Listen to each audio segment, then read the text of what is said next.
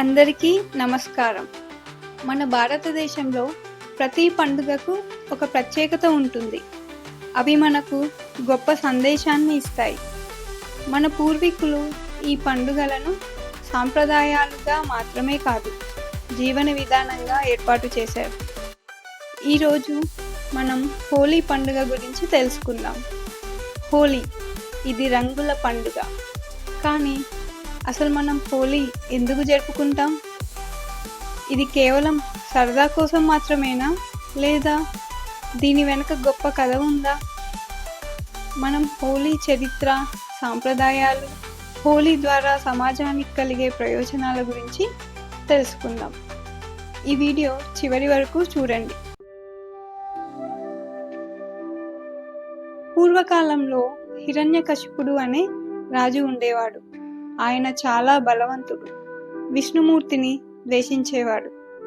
ఆయన కుమారుడు ప్రహ్లాదుడు మాత్రం విష్ణువును ఎంతో భక్తితో పూజించేవాడు. హిరణ్యకశిపుడికి ఇది ఏమాత్రం నచ్చేది కాదు. ప్రహ్లాదుడిని ఎన్నోసార్లు శిక్షించాడు. కానీ ప్రహ్లాదుడు మాత్రం బ్రతికి బయటికి వచ్చేవాడు.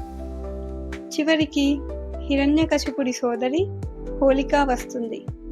హోళిక దగ్గర అగ్నిలో కాలిపోని వరం ఉండేది.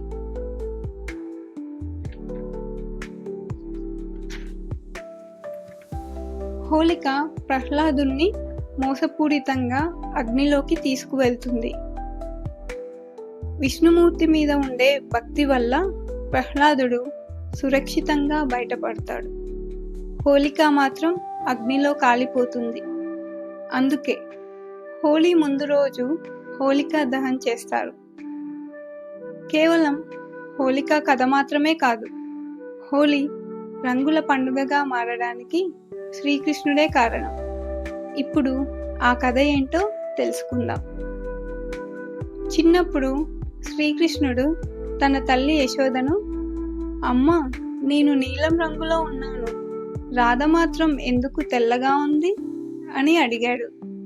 అప్పుడు యశోదమ్మ, "నీకు ఇష్టం ఉంటే రాధముఖానికి రంగు పూయి, అప్పుడు ఇద్దరూ ఒకేలా ఉంటారు" అని అంది తమాషాగా. అప్పుడు శ్రీకృష్ణుడు రాధ మొహం మీద రంగులు పూస్తాడు. అప్పటి నుండి హోలీ రోజు రంగులు వేసుకునే సాంప్రదాయం మొదలైంది. ఇప్పటికీ మధుర, బృందావనంలో హోలీ ఎంతో గొప్పగా జరుపుకుంటారు. ఆ వేడుక చూడడానికి కన్నుల పండుగగా ఉంటుంది. హోలీ కేవలం సరదా కోసం మాత్రమే కాదు, మనం ఆరోగ్యంగా ఉండడానికి కూడా సహాయపడుతుంది. పూర్వం సహజమైన రంగులతో హోలీ ఆడేవారు. ఈ రంగులని పసుపు, పూల పొడితో తయారు చేసేవారు. పసుపు చర్మానికి మంచి యాంటీసెప్టిక్.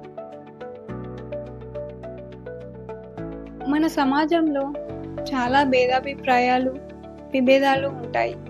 హోలీ రోజు అందరూ ఒకేలా రంగులతో నిండిపోతారు కాబట్టి ఎవరైనా ఎలాంటి వివక్ష లేకుండా కలిసిపోతారు. హోలీ అంటే ఒకరిపై ఒకరు కోపాన్ని వదిలేసి స్నేహంగా మెలగడం. హోలీ ఆనందంగా జరుపుకోవాలంటే ఈ టిప్స్ ఫాలో అవ్వండి. హోలీ ఆడటానికి ఓన్లీ న్యాచురల్ కలర్స్ వాడండి. ఎండలో ఆడితే డిహైడ్రేషన్ అవుతుంది, అందుకే నీళ్లు ఎక్కువగా తాగండి. హోలీ ఆడే ముందు హెయిర్ అండ్ స్కిన్కి ఆయిల్ అప్లై చేసుకోండి. హోలీ అంటే కేవలం రంగుల ఆట కాదు, ఇది ప్రేమ, స్నేహం, మంచితనం, ప్రకృతిలో జరిగే మార్పు, ఆనందం మరియు సందడి కలిపిన ఒక అద్భుతమైన పండుగ.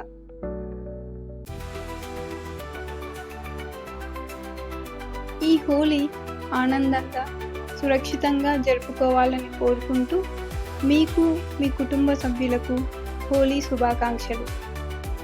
మీకు ఈ వీడియో నచ్చిందా? అయితే లైక్, షేర్ అండ్ సబ్స్క్రైబ్ చేయండి. Thank you for watching.